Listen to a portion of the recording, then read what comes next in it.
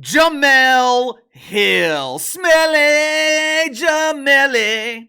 It has been a while since we have talked about Smelly Jemele here on the channel. Not because I have forgotten about her. Matter of fact, I cannot forget about Jemele Hill because I keep a beautiful picture of her right here on my desk. Every morning when I sit down, this is the first face that I see, the beautiful face of Jemele Hill. I mean, how can you not love her?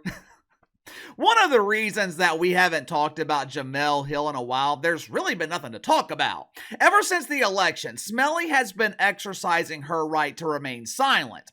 When Donnie Trump hit the trifecta last month by defeating cackling Cam Harris, the mainstream media, while also eradicating the woke fungus, Jemele Hill, she issued a moratorium. She announced to the lonely bots that follow her on Twitter that she would not be making her unanticipated comments on the election. Smelly also promised to adhere to the demands of her critics. I didn't know that Jemele Hill had critics. In order to have critics, you first have to have an audience. You got to have influence. Jemele Hill has neither.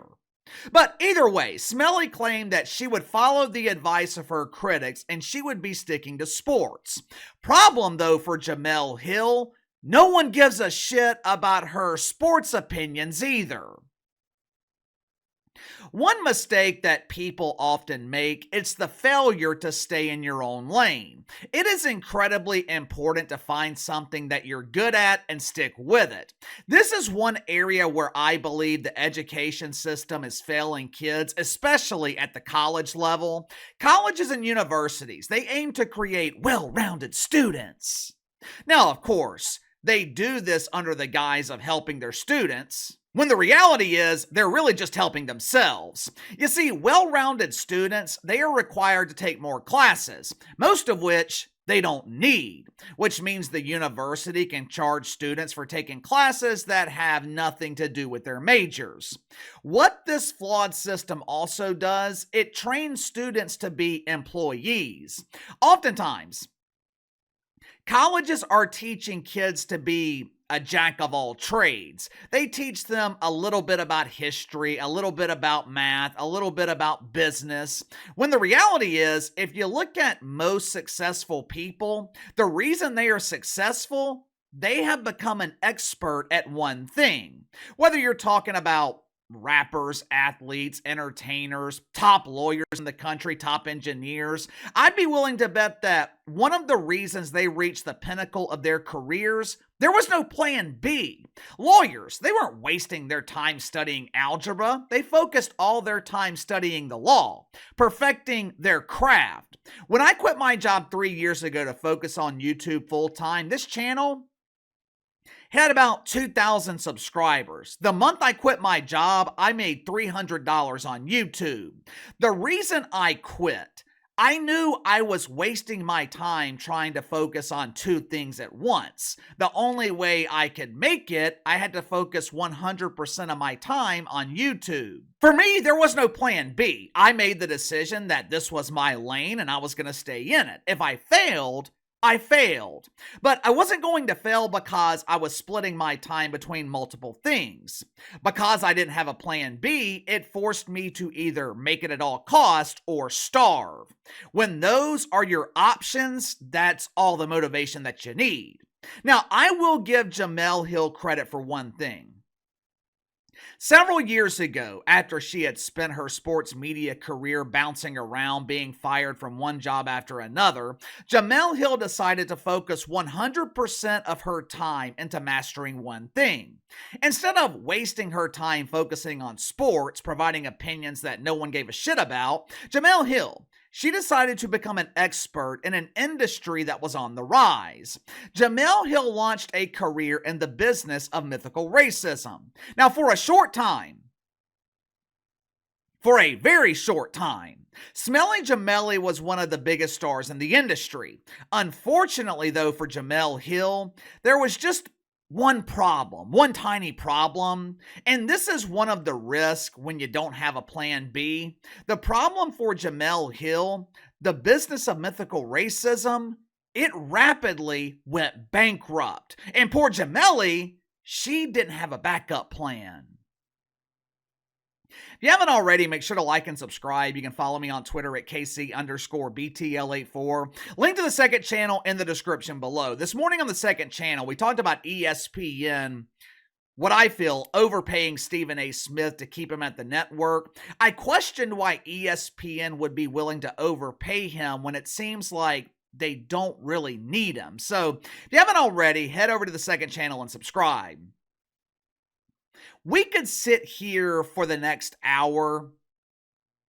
Hell, we could sit here for the next week and come up with logical reasons that the Trumper defeated Cam Harris in a landslide. We could start with one of the more obvious reasons. Cackling Cam selected a vice president that believes he has a menstrual cycle. Gwendolyn Walls, she never has to worry about running out of feminine products. If that monthly cycle starts unexpectedly, she can always go through her husband's purse and borrow a tampon.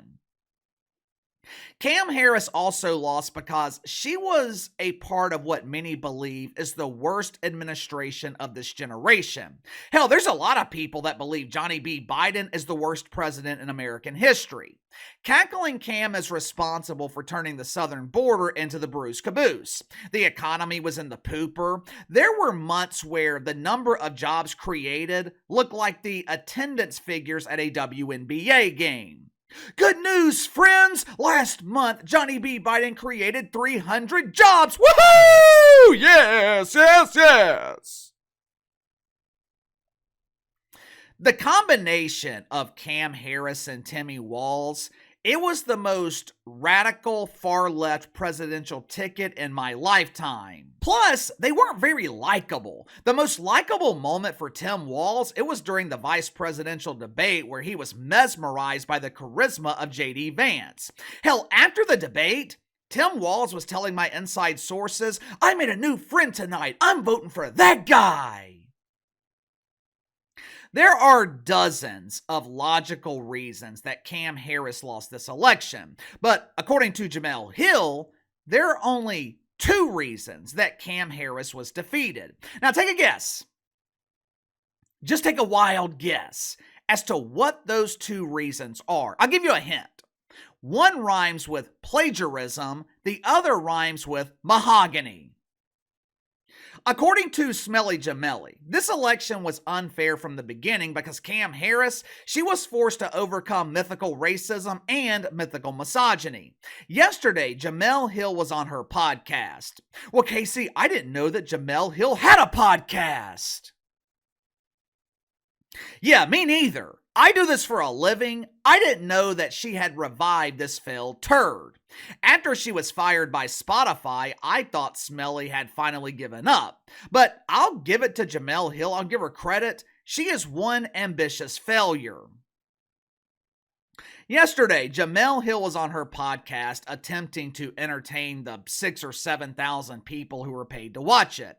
She decided to break her moratorium and talk about something other than sports. Now, honestly, I can't blame her. A couple of weeks ago, she spoke with an executive at the WNBA. They were talking about how the WNBA is transforming women's sports.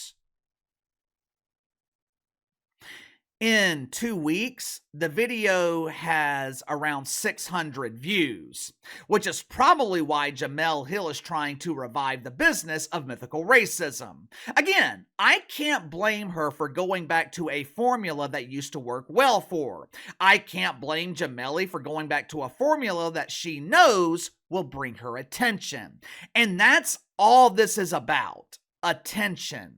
What I'm about to show you, I highly doubt that Jemele Hill believes this bullshit. She is just saying it to get a reaction. I guess I need to take personal accountability here. I guess I'm part of the problem because here I am talking about Jemele Hill for the first time in months. But anyway, Jemele Hill, she blames the white man. She blames racism. She blames misogyny for Cam Harris losing this election. Watch it for yourself. I take the re-election of Donald Trump quite personally because of the person themselves, but also as a Black woman. For a lot of Black women, we can relate to Kamala Harris just in the sense of some of us have been in that position before where we felt qualified, if not overqualified in many respects. And for a lot of Black women, even though we should not internalize it this way, it felt like a particular rejection of some of the things that we've been fighting for, or it felt like a particular rejection of sort of our place and how we're seen in this society. And I don't think it's by any accident that both of Trump's presidential victories have been against women, because some of those same tropes have come up in both elections. Because I see all this post-election autopsies trying to box around what I think was pretty obvious about how racism and misogyny were driving a lot of the coverage, the opinions, and even how the electorate saw Kamala Harris. Look, I'm not even going to sit here and dispute these claims because my audience is smart enough to know it's all bullshit. I have spent years disproving these claims of mythical racism. I don't think we need to sit here and waste any more time repeating it. Instead, I'm going to tell you the problem with this approach from Jemele Hill. I know what she's trying to do here. Jemele Hill is struggling. I doubt she's struggling financially, but she is struggling to maintain her influence. She is struggling to build an audience.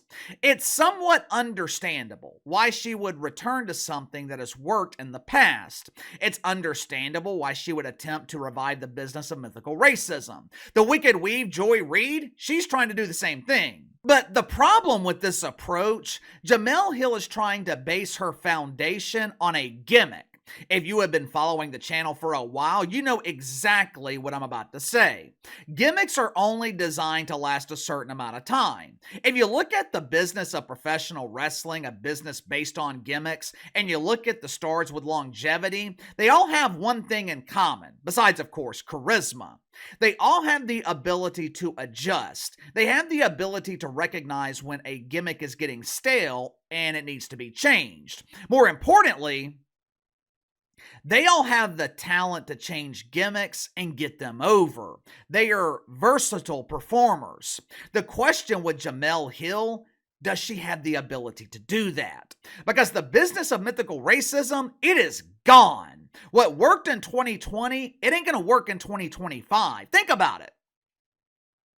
Just go look at the archives of this channel. Look at how much we were talking about racism in 2021, 2022, compared to how much we are talking about it now. It went from being talked about damn near daily to me rarely bringing it up at all. And look, I had to do the same thing. When my channel initially took off, it was because I was providing the opposite perspective of the Jemele Hills, ESPN, LeBron James. When that eventually died down, I had to find other things to talk about. And I had to find ways to make it interesting. I had to find ways to make it relatable to you guys. Can Jemele Hill do the same thing? Can Jemele Hill build an audience without relying on racism and misogyny and relying on her talent alone? You tell me. I know we joke around about Jemele Hill, and I damn sure joke about her memoir that sold 5,000 copies, most of which were probably bought by her publisher for promotional reasons. But believe it or not, Jemele Hill is no dummy. She's inauthentic. She refuses to be honest.